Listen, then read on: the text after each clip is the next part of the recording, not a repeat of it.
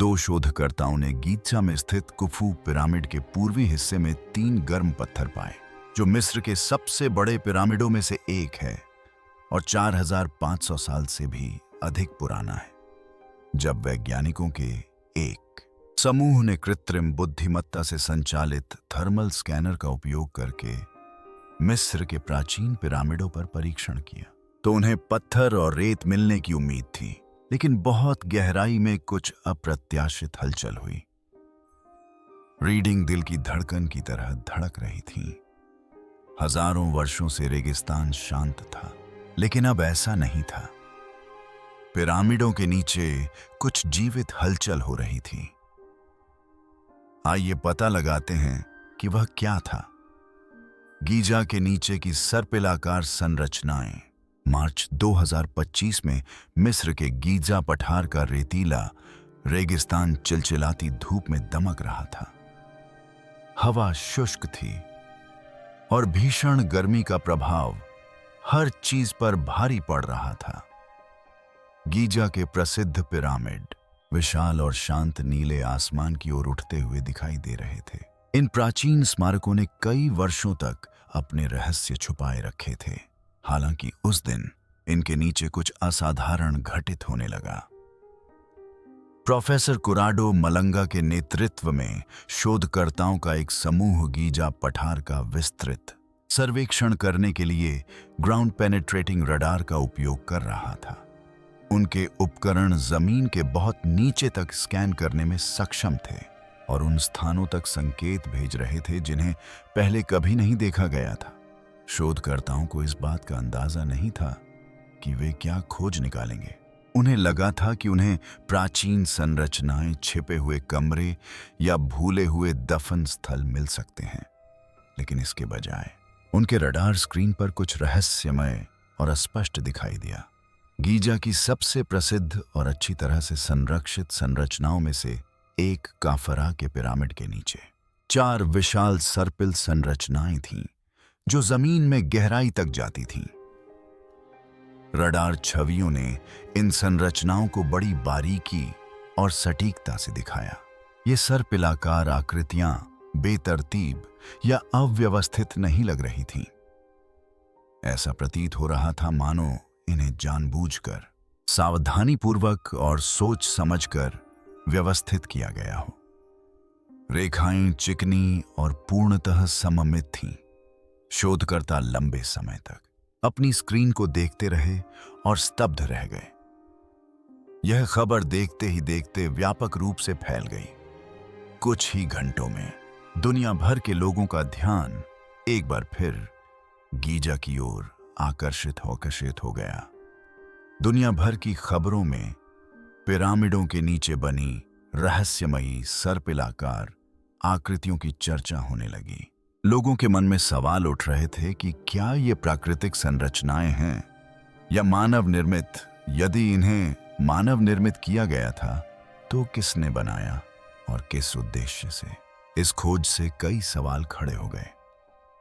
Radar से मिली जानकारी से पता चला कि ये सर्पिलाकार संरचनाएं सतह के उथले नहीं थे, बल्कि सतह के काफी नीचे तक जाते थे, जिससे एक जटिल पैटर्न बनता था जिसे केवल भूविज्ञान के आधार पर समझाना संभव नहीं था। टीम के कुछ सदस्यों ने अनुमान लगाया कि ये प्राचीन संरचनाएं हो सकती हैं, संभवतः किसी लुप्त हो चुकी इंजीनियरिंग प्रणाली का हिस्सा। कुछ अन्य लोगों का मानना है कि ये जल प्रबंधन या परिवहन के लिए डिजाइन की गई भूमिगत वास्तुकला का प्रारंभिक रूप हो सकते हैं। टीम ने स्कैन का सावधानीपूर्वक अध्ययन किया और आसपास अन्य असामान्यताओं के धुंधले संकेत देखे, जैसे पतली रेखाएं जो नहरें या सुरंगें हो सकती हैं। ये विशेषताएं सर्पिलाकार संरचनाओं से जुड़ी हुई प्रतीत होती थीं। यह खोज एक महत्वपूर्ण घटनाक्रम था। यदि वास्तव में गीज़ा के नीचे भूमिगत जलमार्ग थे, तो इससे प्राचीन मिस्रवासियों द्वारा अपने स्मारकों के निर्माण की हमारी समझ में क्रांतिकारी बदलाव आ सकता है। मिस्रवासी जल प्रबंधन की अपनी महान क्षमता के लिए जाने जाते थे। वे नील नदी की वार्षिक बाढ़ से लेकर फसलों की सिंचाई करने वाली प्रणालियों तक जल के बारे में अन्य प्राचीन सभ्यताओं की तुलना में कहीं अधिक जानकार थे। कई पुरातत्वविदों ने कभी सोचा भी नहीं था कि पिरामिडों के नीचे उन्नत जल प्रणाली मौजूद हो सकती है। रडार से मिले निष्कर्षों के सामने आते ही मिस्र के पुरातत्वविदों ने उनके महत्व पर बहस शुरू कर दी। कुछ लोग एक बड़ी पुरातात्विक खोज की संभावना से उत्साहित थे, हालांकि कुछ लोग संशय में थे और निष्कर्षों पर संदेह कर रहे थे। जाने माने मिस्र के पुरातत्वविद डॉक्टर जाही हवास ने सार्वजनिक रूप से अपना संशय व्यक्त किया। उन्होंने सुझाव दिया कि रडार द्वारा पता लगाए गए सर्पिल और सुरंगें गीजा के नीचे स्थित पथरीले रेगिस्तान में प्राकृतिक संरचनाएं हो सकती हैं। हवास ने बताया कि इस क्षेत्र में दरारें, गुफाएं और असमान परतें पाई जाती हैं जो रडार स्कैन पर असामान्य दिखाई दे सकती हैं। कई विशेषज्ञों ने उनकी बात से सहमति जताई। उन्होंने जनता को जल्दबाजी में निष्कर्ष निकालने के प्रति आगाह किया।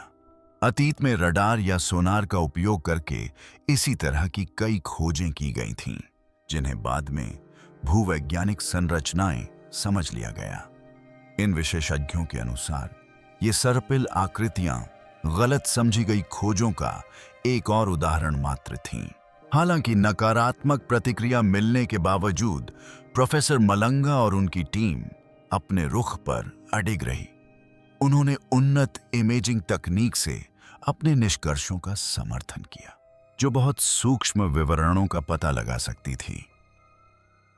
उनके द्वारा देखे गए पैटर्न इतने सटीक और व्यवस्थित प्रतीत होते थे कि वे संयोगवश नहीं हो सकते थे। टीम को पूरा विश्वास था कि उनकी खोज प्रामाणिक और महत्वपूर्ण दोनों है। हालांकि अभी भी अनिश्चितताएं बनी हुई थीं। गीजा के पिरामिडों ने हमेशा से ही साहसिक सिद्धांतों और अनूठे दावों को जन्म दिया है। कुछ पुरातत्वविदों को चिंता थी कि ठोस उत्खनन साक्ष्य के बिना ये नई खोजें केवल अटकलों को ही बढ़ावा देंगी। फिर भी यह खोज पिछली अफवाहों और अस्पष्ट सिद्धांतों से अलग थी, क्योंकि रडार छवियों को वास्तविक सत्यापित आंकड़ों का समर्थन प्राप्त था। वहां कुछ ऐसा अनोखा था जो वर्तमान समझ से परे था। गीजा की सर्पिल आकृतियों की कहानी अन्य ऐतिहासिक खोजों से मिलती जुलती है, जिन पर शुरू में अविश्वास जताया गया था। उदाहरण के लिए, जब हॉवर्ड कार्टर ने टूटनखामुन की कब्र खोजी तो लोगों ने पहले उन पर विश्वास नहीं किया। इसी तरह का संदेह तब भी देखने को मिला जब डेड सी स्क्रॉल्स का पता चला। हालांकि ये दोनों खोजें अंततः सत्य साबित हुईं और इतिहास की हमारी समझ पर महत्वपूर्ण प्रभाव डाला। गीजा की भूमिगत सर्पिल आकृतियों के मामले में भी यही सच हो सकता है। समय बीतने के साथ शोध दल ने अपनी खोजों का अध्ययन जारी रखा। उन्होंने देखा कि प्रत्येक सर्पिल आकृति चौड़ी शुरू होती है और नीचे जाते जाते संकरी हो जाती है, ठीक वैसे ही जैसे कोई कॉर्कस्क्रू जमीन में छेद कर रहा हो। इन एकसमान पैटर्नों को नजरअंदाज करना मुश्किल था। सर्पिल आकृतियां कॉफर पिरामिड के निचले भाग से मिलती हुई प्रतीत होती थीं, जो जमीन के ऊपर दिखाई देने वाली चीजों और जमीन के नीचे मौजूद चीजों के बीच संभावित संबंध का संकेत देती थीं। क्या ये सर्पिल आकृतियां किसी तरह से पिरामिड को सहारा प्रदान करती थीं, या शायद ये इतिहास में छिपे किसी प्राचीन अनुष्ठानिक क्षेत्र का हिस्सा थे? हालांकि आधिकारिक खुदाई की अनुमति नहीं दी गई थी, फिर भी प्राचीन भूमिगत संरचनाओं की अवधारणा ने दुनिया भर के लोगों की रुचि जगा दी। कुछ शोधकर्ताओं ने इस संभावना पर विचार करना शुरू कर दिया कि ये संरचनाएं भूजल प्रबंधन या जमीन के ऊपर की इमारतों के तापमान को नियंत्रित करने का एक प्रारंभिक तरीका हो सकती हैं। अन्य लोगों का मानना है कि इन सर्पिलों का प्राचीन निर्माताओं के लिए आध्यात्मिक महत्व और प्रतीकवाद रहा होगा। काफरा के पिरामिड के नीचे छिपी दुनिया, जून 2025 में। मिस्र के गीजा पठार के ऊपर का आकाश तेज धूप में जगमगा रहा था। सूखी और पीली जमीन के नीचे विशाल पिरामिड थे जो रेगिस्तान के ऊपर खामोशी से खड़े थे। कैमरे लिए पर्यटक अनजाने में उस महत्वपूर्ण ऐतिहासिक परिवर्तन के ऊपर घूम रहे थे जो होने ही वाला था। उस दिन प्रोफेसर कोराडो मलंगा और फिलिपो बियॉन्ड अपनी शोध टीम के साथ रडार से प्राप्त नवीनतम जानकारियों की जांच कर रहे थे। जल्द ही उनकी इस खोज का पुरातत्व के क्षेत्र पर गहरा प्रभाव पड़ने वाला था। कई महीनों तक टीम ने काफरा पिरामिड के नीचे की जमीन को स्कैन करने के लिए उन्नत रडार तकनीक का इस्तेमाल किया। पहले के शोध में जमीन के नीचे गहराई में असामान्य आकृतियों का संकेत मिला था, लेकिन अब उनके पास अधिक स्पष्ट, विस्तृत और आश्चर्यजनक परिणाम थे। जब रडार की अंतिम छवियां उनकी स्क्रीन पर दिखाई दीं, तो सब शांत हो गए। पिरामिड के नीचे, रेत के नीचे दबी हुई एक विशाल भूमिगत संरचना थी, जिसमें बड़े बड़े कमरे, जटिल सुरंगें और सीढ़ियां थीं। ऐसा लग रहा था मानो यह अंतहीन ही रहेगा। रडार स्कैन से एक अविश्वसनीय खोज हुई। तस्वीरें स्पष्ट थीं और उनमें एक भूमिगत शहर जैसी संगठित संरचनाएं दिखाई दे रही थीं।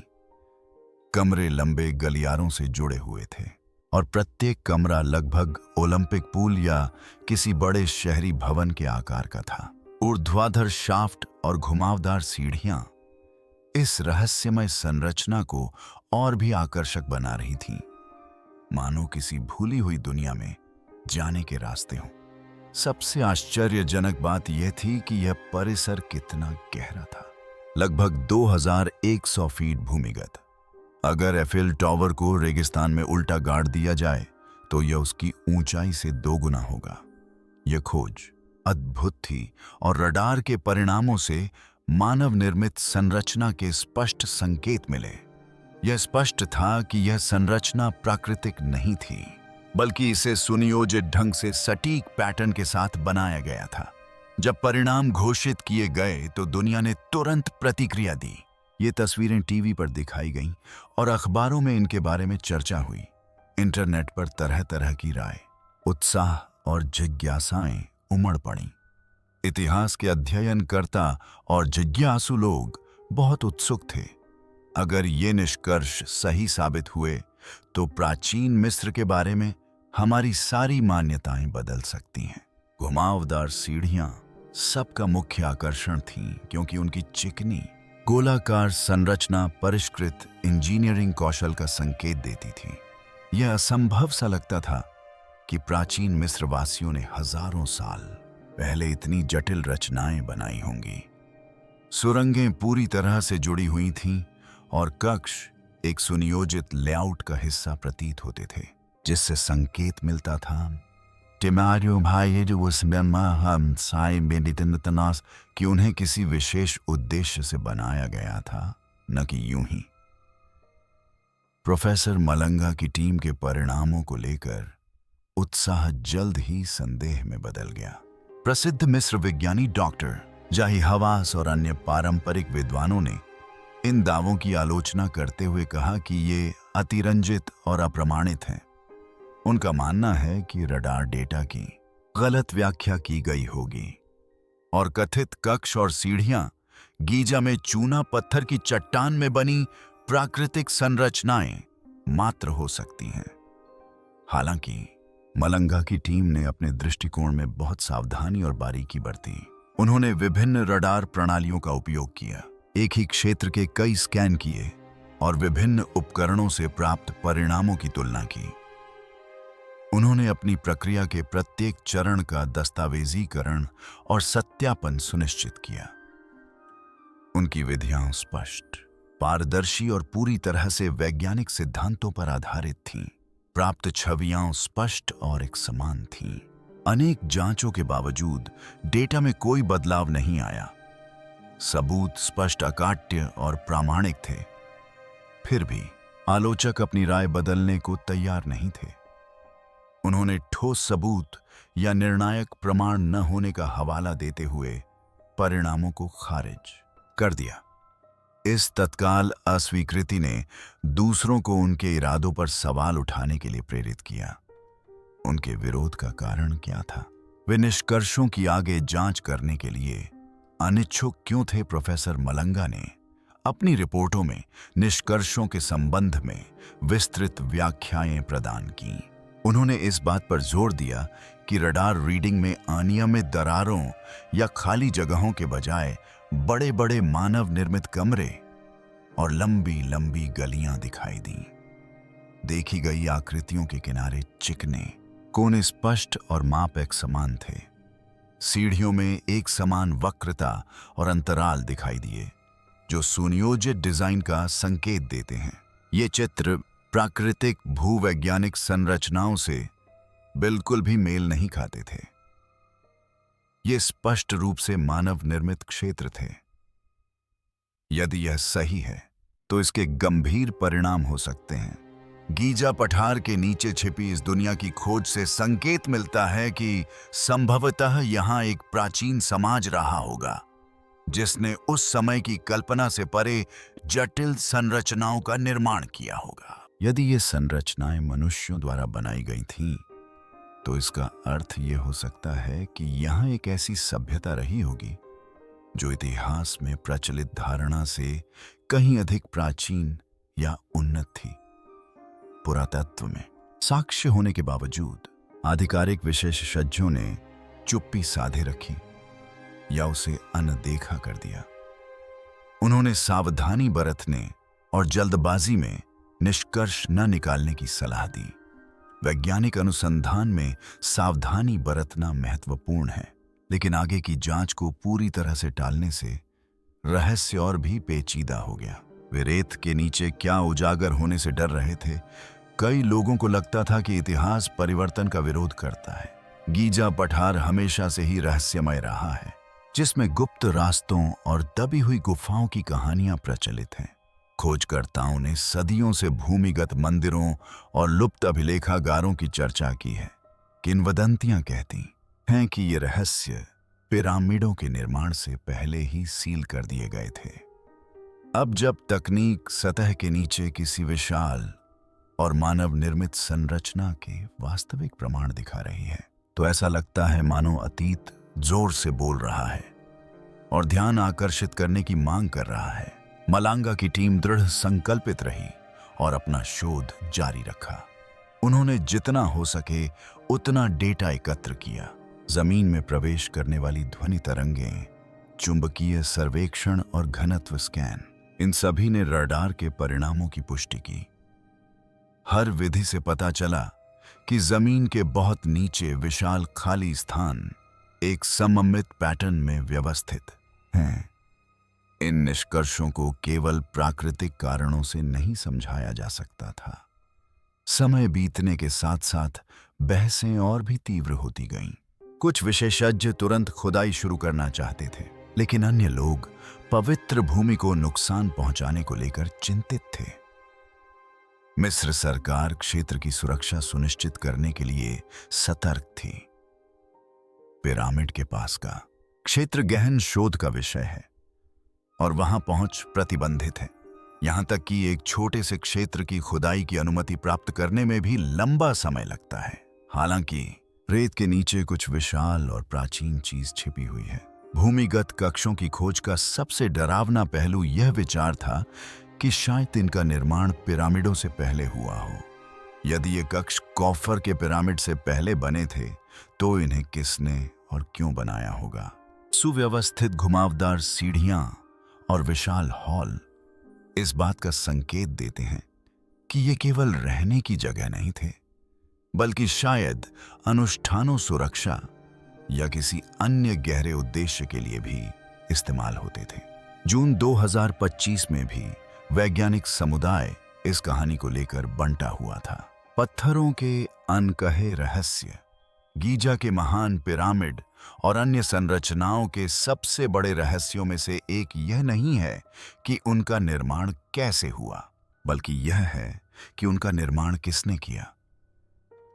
ये विशाल पत्थर के स्मारक हजारों वर्षों से खड़े हैं, फिर भी उनके रचनाकारों या उनके निर्माण के बारे में बहुत कम जानकारी उनके अंदर मौजूद है। यह हैरान करने वाली बात है कि उस समय की हर चीज से ऊंची खड़ी इन प्रभावशाली संरचनाओं के निर्माणकर्ता के बारे में कोई स्पष्ट संकेत नहीं मिलते। क्या आप कल्पना कर सकते हैं कि आधुनिक गगनचुंबी इमारत या पूरे शहर के परिसर जितनी बड़ी कोई चीज कैसे बनाई जा सकती है? कुछ ऐसा जो सैकड़ों वर्षों तक अविश्वसनीय बना रहेगा। क्या आप नहीं चाहेंगे कि आपका नाम, आपकी कहानी और आपकी तकनीकें गर्व से सबके सामने प्रदर्शित हों, ताकि हर कोई उन्हें याद रख सके? लेकिन गीजा में सन्नाटा छाया हुआ है। न कोई पट्टिका है, न कोई लेख, न कोई प्रत्यक्ष पहचान। बस ठंडे पत्थर के गलियारे हैं जो मानो कोई रहस्य समेटे हुए हैं, जिन्हें आज तक कोई नहीं समझ पाया है। ग्रेट पिरामिड में ऐसे कोई चित्रलिपि नहीं है जिनसे पता चले कि इसे कैसे बनाया गया था। ऐसे कोई रिकॉर्ड भी नहीं है जिनसे पता चले कि इसमें कितने मजदूर शामिल थे, कौन से औजार इस्तेमाल किए गए थे, या इसे बनाने में कितना समय लगा था। पिरामिड के अंदर की दीवारें सादी और बिना किसी आवरण के हैं और उनसे कोई सुराग नहीं मिलता। फिरौन कुफू से एकमात्र संबंध पिरामिड के निर्माण स्थल के ठीक ऊपर स्थित एक कक्ष में बहुत बाद में मिले लाल रंग के एक छोटे से भित्ति चित्र से है। यह भित्ति चित्र उत्कीर्ण नहीं बल्कि चित्रित था और एक ऐसे गुप्त क्षेत्र में पाया गया था जिसे आधुनिक काल तक आसानी से खोजा नहीं जा सका था। जरा सोचिए, यह ऐसा ही है जैसे किसी पुराने घर के अटारी में एक नाम खुदा हुआ देखकर यह मान लेना कि उस व्यक्ति ने पूरा घर बनवाया था। यह निराधार, अनिश्चित और लगभग बनावटी लगता है। हालांकि आज की पाठ्य पुस्तकों में वही एक निशान ग्रेट पिरामिड को कुफू से जोड़ने वाला मुख्य बिंदु बन गया है। ठोस सबूतों की रहस्यमय कमी एक चिंताजनक संभावना को जन्म देती है। क्या यह संभव है कि किसी अन्य सभ्यता ने पिरामिडों का निर्माण किया हो? शायद वास्तव में इनका निर्माण किसी ऐसी प्राचीन सभ्यता ने किया हो जो मिस्र के प्रभुत्वशाली होने से बहुत पहले अस्तित्व में थी। कई बार खारिज किए जाने के बावजूद यह धारणा बनी हुई है। लंबे समय से स्वतंत्र शोधकर्ता और जिज्ञासु खोजकर्ता अधिक जानकारी प्राप्त करने का प्रयास कर रहे हैं। उन्होंने गुप्त रास्तों की खोज की है, पत्थरों की स्थिति का विश्लेषण किया है और प्राचीन काल के साक्ष्य खोजने के लिए रेत के नीचे खुदाई की है। हालांकि उनके प्रयासों को अक्सर उत्साह के बजाय संदेह का सामना करना पड़ा है। लंबे समय से मिस्र सरकार ने गीजा में अनुसंधान को कड़ा नियंत्रण में रखा है। कई निजी समूहों ने भूमिगत स्थानों की जांच करने, पिरामिडों के नीचे देखने के लिए स्कैनिंग तकनीक का उपयोग करने या आसपास की अजीब संरचनाओं की जांच करने की अनुमति प्राप्त करने का प्रयास किया है। हालांकि इनमें से अधिकांश अनुरोध तुरंत अस्वीकार कर दिए जाते हैं, यहां तक कि जब नई स्कैनिंग विधियों से भूमिगत खाली स्थान या छिपे हुए कक्ष जैसी असामान्य विशेषताएं सामने आती हैं। अधिकारी शायद ही कभी अन्वेषण की अनुमति देते हैं। कई लोग यह सोच रहे हैं कि कुछ जांचों को क्यों रोका जा रहा है, जिनसे सदियों से पूछे जा रहे सवालों के जवाब मिल सकते हैं। सरकार को शायद डर है कि कुछ खोजें मिस्र के स्थापित इतिहास को चुनौती दे सकती हैं, जो उसके राष्ट्रीय गौरव और अर्थव्यवस्था के लिए महत्वपूर्ण है। यही डर शायद उन अन्वेषणों को रोकने का कारण है जो लंबे समय से चली आ रही मान्यताओं की पुष्टि या खंडन कर सकते हैं। मिस्र की संस्कृति और पर्यटन काफी हद तक उसके प्राचीन स्मारकों पर निर्भर करते हैं, विशेष रूप से इस मान्यता पर कि पिरामिडों का निर्माण लगभग 4500 वर्ष पूर्व मिस्र के शासकों द्वारा शारीरिक श्रम और साधारण औजारों की सहायता से किया गया था। इतिहास के इस संस्करण को चुनौती देना मिस्र की विरासत के एक मूलभूत पहलू को चुनौती देना है। यदि ऐसा कोई प्रमाण मिल जाए जिससे यह पता चले कि पिरामिड मिस्र वासियों से पुराने हैं या उनसे कहीं अधिक उन्नत सभ्यता द्वारा निर्मित किए गए थे, तो यह ऐतिहासिक मानदंडों को ध्वस्त कर देगा। स्कूली शिक्षा की पुस्तकों को अद्यतन करना होगा और मानव विकास के बारे में हमारी समझ का पुनर्मूल्यांकन करना होगा। गीजा पठार के नीचे अभिलेखों के कक्ष के नाम से एक रहस्यमय कक्ष के बारे में एक किंवदंती प्रचलित है। कहा जाता है कि इस कक्ष में सुदूर काल का लुप्त ज्ञान समाहित है। प्राचीन ग्रंथों और वर्तमान कहानियों दोनों में इस रहस्यमय कक्ष का उल्लेख मिलता है। कुछ लोगों का मानना है कि यह स्फिंक्स के नीचे स्थित है, जबकि अन्य का मानना है कि यह महान पिरामिड के नीचे है। अभिलेखों के कक्ष की अवधारणा ने कई वर्षों से लोगों को आकर्षित किया है, चाहे यह वास्तविक हो या केवल एक किंवदंती। उन्नत स्कैनिंग तकनीक से जमीन के नीचे अजीबोगरीब संरचनाएं और खाली स्थान सामने आने के बाद कई लोग यह जानने के लिए उत्सुक हैं कि क्या इनमें से कोई एक कक्ष पौराणिक अभिलेख कक्ष हो सकता है।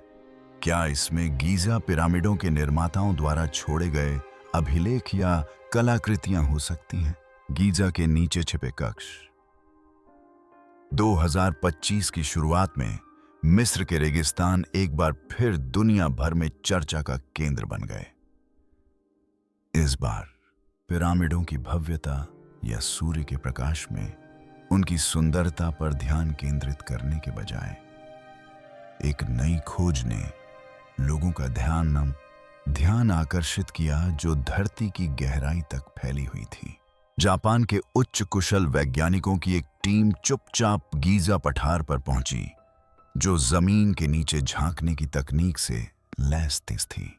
ये शोधकर्ता हिगाशी निप्पॉन अंतर्राष्ट्रीय विश्वविद्यालय और तोहोकू विश्वविद्यालय से थे, जिनका उद्देश्य गीजा के रहस्यमय पश्चिमी कब्रिस्तान के नीचे छिपी हुई चीजों का पता लगाना था, जो इतिहास से भरपूर एक स्थान है। शुरुआत में यह जांच सामान्य और अपेक्षित प्रतीत हुई। यह उम्मीद थी कि जांच से पहले से ज्ञात जानकारी ही सामने आएगी। हालांकि जैसे ही उन्होंने जमीन की जांच के लिए अपने उपकरणों का इस्तेमाल शुरू किया, असामान्य संकेत मिलने लगे। ऐसा प्रतीत हुआ मानो पठार के नीचे की जमीन कई वर्षों से छिपे हुए प्राचीन रहस्यों को उजागर कर रही हो।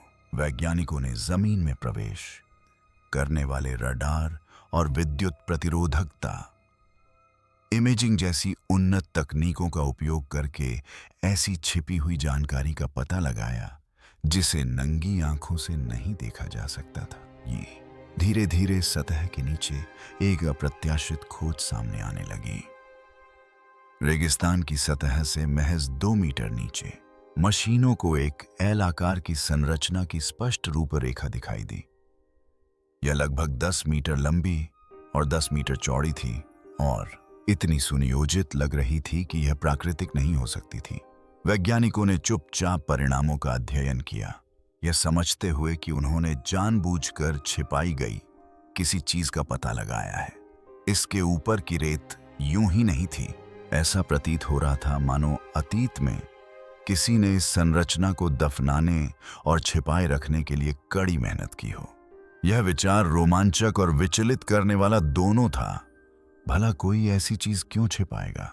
क्या यह किसी रहस्य को सुरक्षित रखने के लिए था या किसी मूल्यवान वस्तु को खोजे जाने से बचाने के लिए? टीम ने अपनी खोज तेज कर दी और जल्द ही एक और अप्रत्याशित खोज का पता लगाया। जमीन के और भी गहरे हिस्से में कुछ था।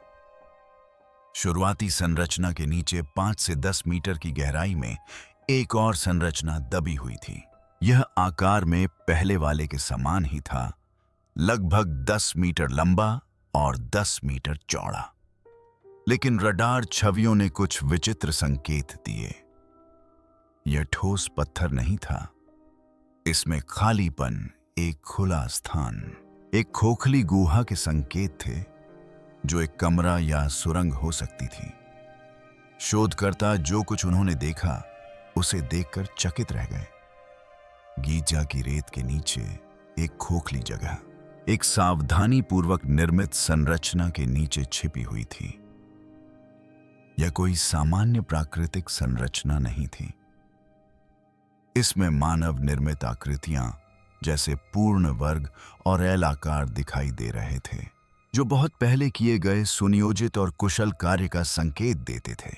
उनके निष्कर्षों को सावधानीपूर्वक प्रलेखित किया गया और फिर आर्कियोलॉजिकल रिसर्च इन एशिया नामक एक प्रतिष्ठित वैज्ञानिक पत्रिका में प्रकाशित किया गया। इस शोध पत्र में उनके शोध के प्रत्येक चरण, एकत्रित किए गए प्रत्येक डेटा बिंदु और रडार तकनीक का उपयोग करके देखे गए सभी पैटर्न का विस्तृत विवरण दिया गया था। साक्ष्यों से संकेत मिलता है कि यह निर्माण सुनियोजित था, जैसा कि सममित आकृतियों, एक समान गहराई और संरचनाओं को छिपाने के लिए जानबूझकर भरी गई रेत से स्पष्ट होता है। यह महज संयोग नहीं था, बल्कि सोची समझी योजना और योजना का प्रमाण था। इस खोज की खबर तेजी से फैल गई। इसने वैज्ञानिकों, इतिहासकारों और आम लोगों को दिलचस्पी जगाई। वे यह जानने के लिए उत्सुक थे कि भूमिगत क्षेत्रों के अंदर क्या हो सकता है। कुछ लोगों का मानना था कि ये मकबरे, मंदिर या खजाने से भरे गुप्त कमरे हो सकते हैं। कुछ लोगों का मानना था कि ये प्राचीन भंडारगृह हो सकते हैं, जिनमें कीमती वस्तुएं रखी जाती थीं। कुछ ने तो पिरामिडों के रहस्यों से जुड़े किसी गुप्त कक्ष की कल्पना भी की, सदियों से गीजा पठार के नीचे छिपे रास्तों और गुप्त कक्षों के बारे में कहानियां प्रचलित हैं। कुछ लोगों का मानना था कि ये कहानियां शिक्षा देने के बजाय मनोरंजन के लिए गढ़ी गई थीं। इन्हीं किंवदंतियों में से एक थी रहस्यमय अभिलेखों का कक्ष, एक पौराणिक पुस्तकालय जिसके बारे में माना जाता था कि उसमें रेगिस्तान के नीचे छिपा प्राचीन ज्ञान है। कई वर्षों तक इसे बिना किसी प्रमाण के महज एक मनमोहक कहानी ही माना जाता रहा। हालांकि हाल ही में किए गए स्कैन में खाली कक्ष और अप्रत्याशित आकृतियां दिखाई दी हैं, जिससे वे पुरानी कहानियां काल्पनिक कहानियों की बजाय खोए हुए इतिहास की याद दिलाती हुई प्रतीत होती हैं। गीजा के नीचे छिपी दुनिया की अवधारणा अब विश्वसनीय लगने लगी थी। सदियों से पिरामिडों की रक्षा करने वाला रेगिस्तान संभवतः एक ऐसा रहस्य छुपा रहा था जिसे प्राचीन निर्माताओं ने कभी उजागर करने का इरादा नहीं किया था। इस खोज से वैज्ञानिक समुदाय चकित रह गया और इसने काफी उत्साह पैदा किया। कुछ पुरातत्वविद संशय में थे और रडार से प्राप्त निष्कर्षों की पुष्टि के लिए खुदाई करना चाहते थे। वहीं अन्य पुरातत्वविद इन संरचनाओं के मानव निर्मित होने की संभावना से आश्चर्यचकित थे, क्योंकि इससे मिस्र के इतिहास के बारे में वर्तमान में ज्ञात तथ्यों को चुनौती मिल सकती थी। प्रत्येक समाज अपनी उपलब्धियों के प्रमाण छोड़ जाता है, जैसे मंदिर, दीवारें, नक्काशी और मकबरे। हालांकि यह खोज एक अनोखी बात की ओर इशारा करती है। ये छिपी हुई संरचनाएं दिखाई देने के लिए नहीं बनाई गई थीं। इन्हें न तो मजबूती दिखाने के लिए बनाया गया था और न ही धूप में चमकने के लिए, बल्कि इन्हें जानबूझकर समय के साथ छिपाकर और किसी का ध्यान आकर्षित किए बिना दफनाने के लिए बनाया गया था। प्राचीन निर्माताओं ने अपनी रचनाओं को क्यों छिपाने का फैसला किया? क्या वे किसी महत्वपूर्ण चीज की रक्षा करना चाहते थे? क्या यह शाश्वत विश्राम का स्थान था, या शायद यह ज्ञान का एक अभयारण्य था, एक ऐसी जगह जहां उनकी सभ्यता के सबसे अनमोल रहस्य समय के प्रभाव से सुरक्षित रखे गए थे?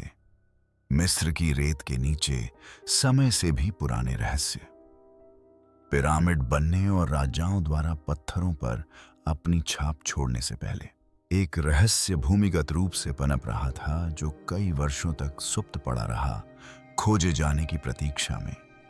यह रहस्य मिस्र में नहीं, बल्कि तुर्की में एक शांत पहाड़ी पर शुरू हुआ था। 1990 के दशक में पुरातत्वविद क्लाउस श्मिट ने गोबेक लीपे में एक महत्वपूर्ण खोज की, जिसने मानव इतिहास के बारे में हमारी समझ को चुनौती दी। उन्होंने जमीन के नीचे गोलाकार रूप में व्यवस्थित विशाल पत्थर के खंभे खोजे, जिन पर जानवरों, प्रतीकों और रहस्यमय आकृतियों की नक्काशी थी। ये खानाबदोश समूहों द्वारा छोड़े गए बेतरतीब पत्थर नहीं थे। इन्हें सोच समझकर तराशा गया था और एक सटीक तरीके से स्थापित किया गया था। यह एक सावधानी पूर्वक निर्मित मंदिर या पवित्र स्थान था, जिसे कला, समरूपता और उद्देश्य की समझ रखने वाले कुशल व्यक्तियों द्वारा बनाया गया था। इसके बारे में सबसे आश्चर्यजनक बात इसकी प्राचीनता थी। गोलेप लगभग 12,000 वर्ष पुराना था, जिसका अर्थ है कि इसका निर्माण लगभग 10,000 ईसा पूर्व हुआ था। यह घुड़सवारी, तेंहा, खेती और पहले शहरों के अस्तित्व में आने से हजारों साल पहले की बात है। उस समय मनुष्यों को केवल शिकारी और संग्राहक माना जाता था। हालांकि गोबेकली ने एक अधिक उन्नत सभ्यता के प्रमाण प्रस्तुत किए। यह खोज आश्चर्यजनक थी।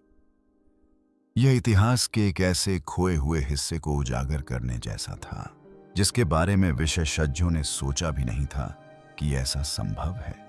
कई विशेषज्ञों ने शुरू में इस पर विश्वास नहीं किया, क्योंकि यह उनके लंबे समय से चले आ रहे विचारों से मेल नहीं खाता था। हालांकि बड़े बड़े नक्काशीदार चित्रों और बारीक डिजाइनों जैसे मिले सबूतों से पता चला कि मानव समाज पहले की मान्यताओं से कहीं अधिक प्राचीन काल से अस्तित्व में थे। जैसे जैसे श्मिट खुदाई करते गए, उन्हें और भी ऐसे प्रमाण मिले जिन्हें नजरअंदाज नहीं किया जा सकता था। इससे यह पता चला कि मानवता का इतिहास पहले की सोच से कहीं अधिक प्राचीन और उन्नत है। इसके कुछ ही समय बाद गोबिकली के पास कांटेपे नामक एक और स्थल की खोज की गई। इसी क्षेत्र में पुरातत्वविदों ने जमीन में गहराई में दबी हुई अधिक उन्नत और प्रभावशाली संरचनाएं पाईं। पत्थर के स्तंभों को व्यवस्थित वृत्तों में व्यवस्थित किया गया था, जिन पर जटिल नक्काशी की गई थी, जो उस समय के लिए उल्लेखनीय कलात्मकता का प्रदर्शन करती थी। यह स्थल गोबेक लीपे की महानता से समानता रखता था। इन दोनों स्थलों ने मिलकर एक ऐसी दिलचस्प कहानी बयां की जिसे नजरअंदाज नहीं किया जा सकता था। इनसे यह साबित हुआ कि सभ्यता की शुरुआत से बहुत पहले ही उन्नत मानव समाज फले फूले थे। यह पुरानी धारणा कि मनुष्य कृषि के आगमन के बाद ही निर्माता और विचारक के रूप में विकसित हुए, गलत साबित हो रही थी। इतिहास को एक बार फिर इस अकाट्य सत्य को स्वीकार करना ही था। इतिहास अक्सर खुद को दोहराता है, खासकर जब नई खोजें मौजूदा धारणा को चुनौती देती हैं। इन अभूतपूर्व खोजों को आमतौर पर तब तक नजरअंदाज किया जाता है जब तक कि सबूत इतने पुख्ता न हो जाएं कि उन्हें अनदेखा करना असंभव हो जाए। ऐसा लगता है कि मिस्र में भी यही प्रवृत्ति दोहराई जा रही है। हाल ही में गीजा पठार के पास कुछ असामान्य खोजें हुई हैं। पिरामिडों के नीचे किए गए रडार स्कैन से गहरी सुरंगें, कक्ष और रहस्यमय आकृतियां मिली हैं। इनमें से कुछ आकृतियां विचित्र विसंगतियां प्रतीत होती हैं, जो गुप्त क्षेत्रों के द्वार या प्रवेश द्वार जैसी दिखती हैं। क्या यह संभव है कि ये खोजें तुर्की में मिली खोजों के समान हों, जिससे इतिहास के बारे में हमारी समझ बदल सकती है? विभिन्न संस्कृतियों की कई पुरानी कहानियां उन प्राचीन सभ्यताओं का वर्णन करती हैं जो लिखित इतिहास से पहले अस्तित्व में थीं। इन कहानियों में खगोल विज्ञान में निपुण भव्य नगरों का निर्माण करने वाले और विनाशकारी बाढ़ के बाद रहस्यमय ढंग से लुप्त हो जाने वाले समाजों का वर्णन मिलता है।